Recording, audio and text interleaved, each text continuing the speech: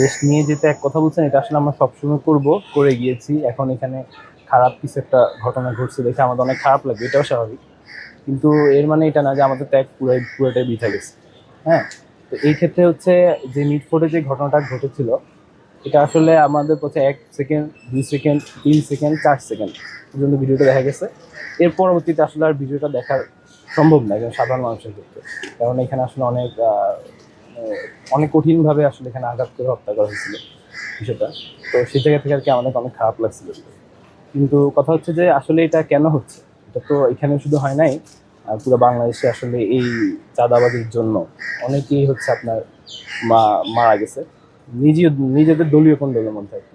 তো সেই ক্ষেত্রে হচ্ছে আমাদের হয়তো যাদের মধ্যে এগুলো হচ্ছে তারা যে দলীয়ভাবে এখানে ব্যবস্থা নেয়, সেই ক্ষেত্রে হচ্ছে দলীয়ভাবে ব্যবস্থাটা হবে এরকম যে যারা হচ্ছে এই অপরাধের সাথে যুক্ত তাদেরকে হচ্ছে আইনের আওতায় নিয়ে আসা।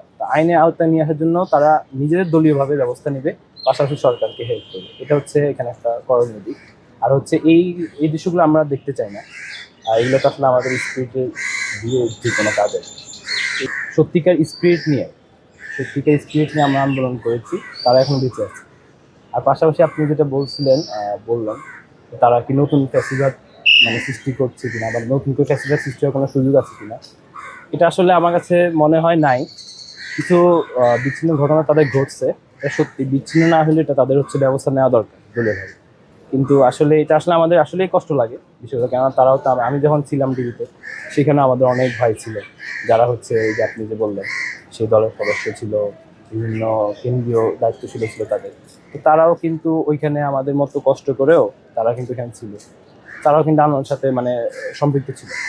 এর পরবর্তীতে আপনি যদি বলতেছেন তাদের দ্বারা যেটা হবে আমি বিশ্বাস করতে চাই না।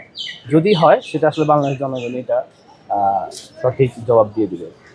আমরা তো আসলে পড়াশোনা করতেছি, ছোট মানুষ আমরা, আমাদের জায়গা থেকে চিন্তা করতেছি যেদিকে যাচ্ছে আমাদের ইনশাল্লাহ ভালো কিছুই হবে। আমরা সবসময় পজিটিভ থিঙ্কটাই করতে চেষ্টা করি।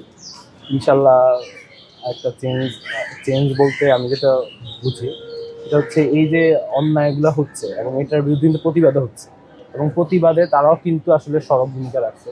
তাদের মানে আপনি যদি বলেন বিভিন্ন দলের কথা, তারা কিন্তু তাদের দলের থেকে অ্যাকশনগুলো নিচ্ছে, কিন্তু তাও হচ্ছে এই যে তাদের যে অপরাধ কর্মকাণ্ড এগুলো তো শেষ হচ্ছে না।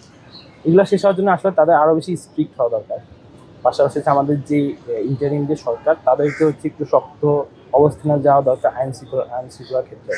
তারা সেখানে একটু দুর্বলতা দেখানোর চেষ্টা করে বিভিন্ন জায়গায়। তো সেটা যদি আরেকটু বেশি শক্ত হয়, আর যদি তারা আমাদের বিভিন্ন যে সংগঠনগুলো আছে তারা যদি তাদের জায়গা থেকে শক্ত অবস্থানে তাদের যে মোরাল যে ক্যাপাবিলিটি বা মোরাল যে আইডিওলজি, এটা যদি তারা সঠিকভাবে ইয়ে করে ইমপ্লিফাই করে, তাহলে ইনশাল্লাহ ভালো কিছু হবে।